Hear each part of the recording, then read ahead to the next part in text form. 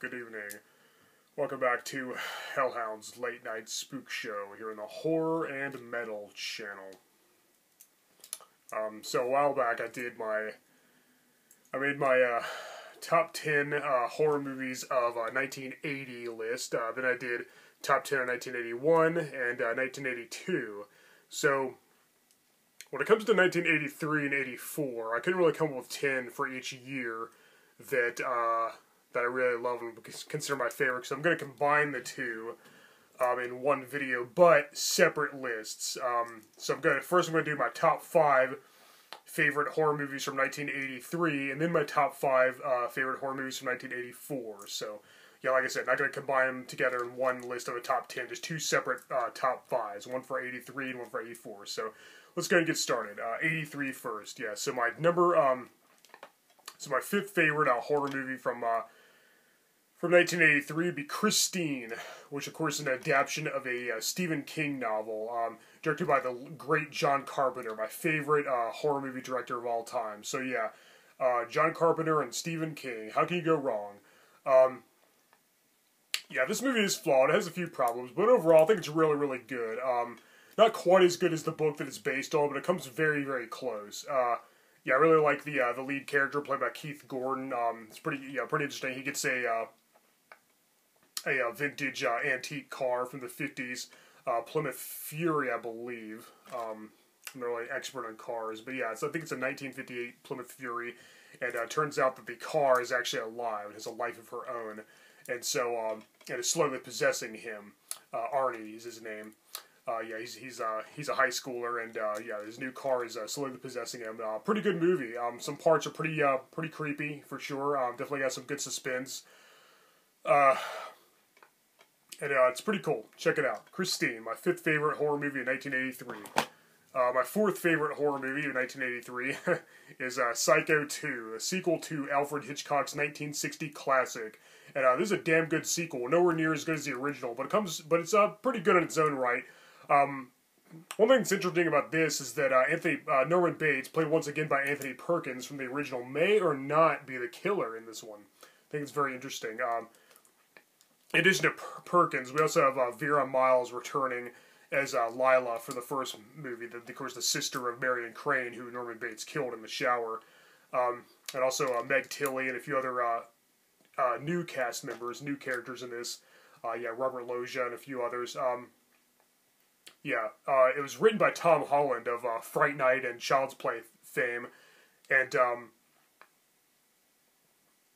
I really like it. I think it's a really good movie. It was directed by Richard Franklin, and I think it's really, really good. Anthony Perkins as Norman Bates is great once again, and I love the setting of the Bates Motel. It's always cool, and I love the Bates house as well.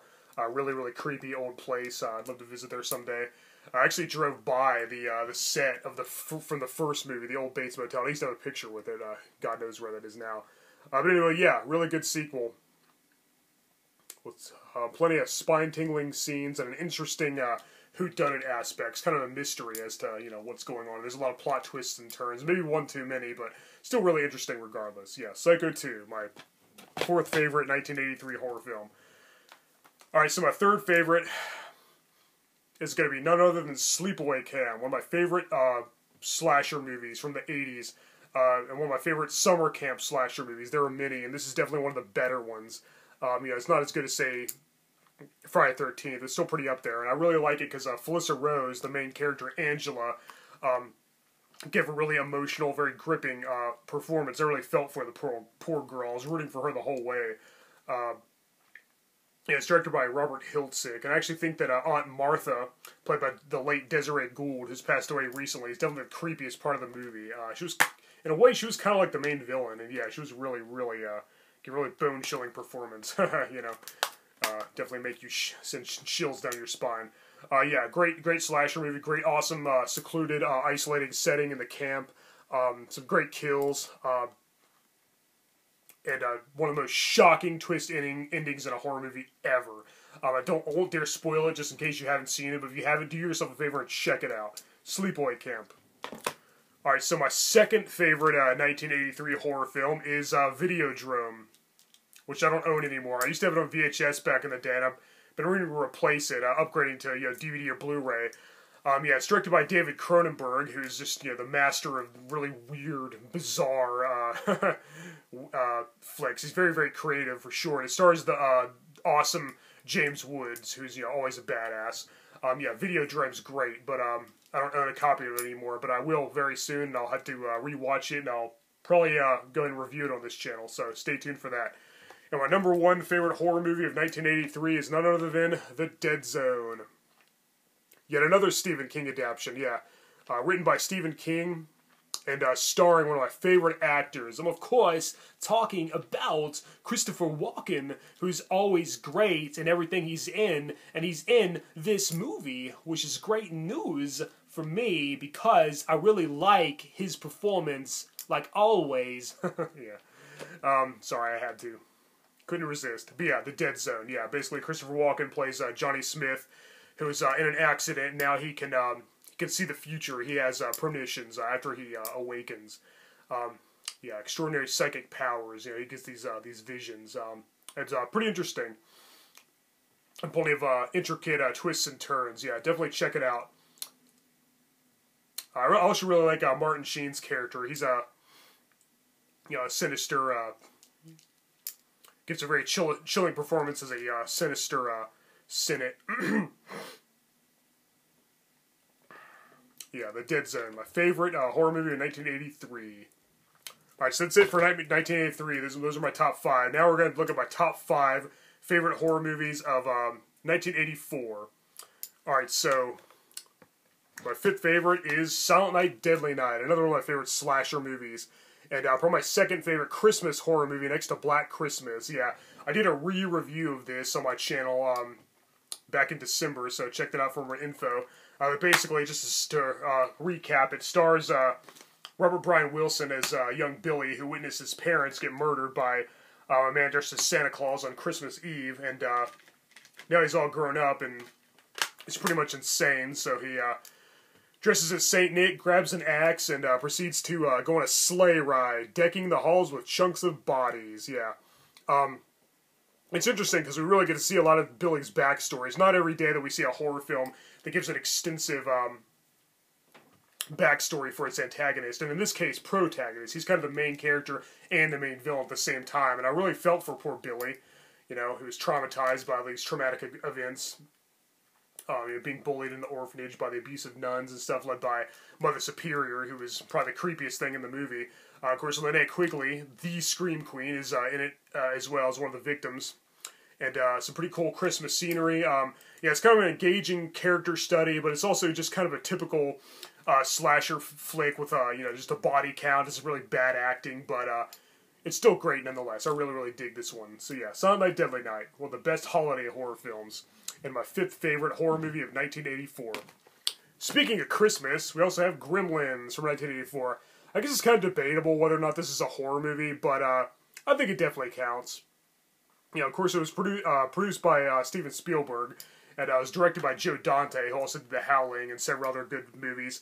Yeah, it's about these little furry creatures called Mogwais, who, Billy Peltzer, played by Zach Galligan, gets one, and accidentally spills water on it, causing it to multiply, and then into multiple Mogwais, and then who then accidentally eat after midnight and become the Gremlins, these devious, mischievous little creatures who proceed to run amok throughout the town during the Christmas season. Oh yeah, great movie, some great special effects, great acting, and I think it counts as a horror movie because there's definitely some suspenseful scenes and some really scary moments. Yeah, the Gremlins themselves are pretty scary. It is rated PG-13. It's very family friendly, but some scenes are pretty intense regardless. So so I'd say this is would be a good pick for like a child's first horror film. If your kid's never seen a horror movie, this is a good one to start with to kind of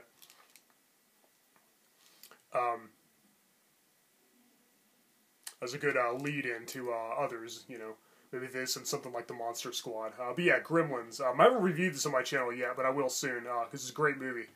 Check it out if you haven't already. Alright, so my 3rd favorite horror film from 1984 is none other than Friday the 13th, The Final Chapter. I reviewed all the Friday the 13th movies on this channel towards the beginning when I first started.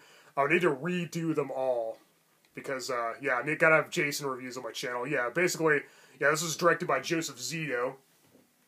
And this time, Jason Voorhees is played by Ted White. And this is actually my favorite Jason movie. This is my favorite Friday the 13th film. Has some great scares, great suspense, great kills. Of course, Corey Feldman as Tommy Jarvis, who's my favorite protagonist in the series. He would go on to be in the next 2 sequels as well. And a really awesome, definitive final battle and death for Mr. Voorhees himself. Yeah. Awesome entry to the Friday the 13th saga. It's a great slasher movie. Absolutely love it. Crispin Glover's in it too. Does his little dance. Very iconic. Yeah. When it comes to Jason, this is by far the best. I consider this the definitive, quintessential Friday the 13th movie. Check it out. All right, number 2, my second favorite horror film of 1984 is none other than Nightmare on Elm Street. Another great, iconic slasher villain, and Freddy Krueger. Yeah, he was a child murderer who was tracked down by angry parents who burned him alive, but then he returned as a dream demon who haunts teenagers in their dreams and kills them in their sleep in various horrific and gruesome ways. And it's the original. It's still a masterpiece. It's a classic. It's very, very iconic. This is Wes Craven's magnum opus. Robert Englund is great as Freddy, who would go on to become a very popular horror icon and a huge star. Heather Langenkamp is one of the best final girls ever, who plays Nancy. I also love John Saxon as her father, Lieutenant Don Thompson. Yeah, great acting, great characters, great suspenseful nightmare sequences, great scares, plenty of violence, very creative concept too. This is a very imaginative movie. It's a little more psychological than other slasher movies that came around this time, other slasher movies of this ilk. So, yeah, Nightmare on Elm Street. Still a masterpiece, and my second favorite movie for 1984. Well, how are you going to top that one? If this is my second favorite, what the heck can my first favorite possibly be? Well, honestly, I guess I'm kind of cheating here, but I'm going to go with The Terminator. Yeah, I know, most people probably don't consider this a horror movie. I know it's more action sci-fi. Maybe the sequels aren't horror, but I think this one alone definitely is a horror movie. I always consider it so. Like I said, it is more sci-fi action, but, tell me the scene where, the Terminator, played, of course, by the awesome Arnold Schwarzenegger, my favorite action hero, where he kills Ginger's boyfriend, Matt, and then his dead body, covered in blood, bursts through the door, and then she screams and tries to run. Tell me that's not something right out of a horror movie, because there's plenty of scary scenes, and of course the scenes of the future war, which, the machines just ravage the entire Earth, and, that's one of the most horrific things I can think of. That's not horror, I don't know what is, and a lot of it does kind of feel like a glorified slasher flick. But yeah, this is James Cameron's best movie. It's one of my favorite movies ever made. Yeah, James Cameron's directing is excellent. Arnold Schwarzenegger as the Terminator, as the title character, is great. Linda Hamilton as Sarah Connor is great. Michael Biehn as Kyle Reese. Great cast, great characters, great scenery, great special effects, great action. Yeah, it's very violent too.